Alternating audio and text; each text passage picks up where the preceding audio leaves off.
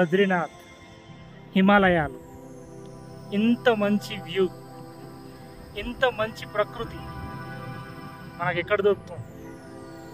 Wow, what is scenery!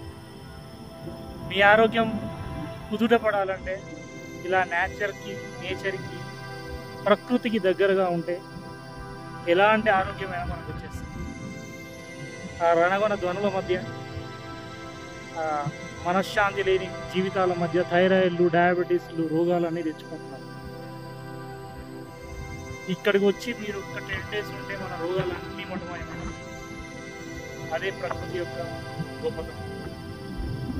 మనం ప్రకృతిలో భాగం, కానీ మనమేమనుకుంటాం, మనం ప్రకృతిని నాశనం చేస్తున్నాం. హిమాలయాలు చూసారా? ఓం నమః శివాయ, ఓం నమః శివాయ, ఓం నమః శివాయ.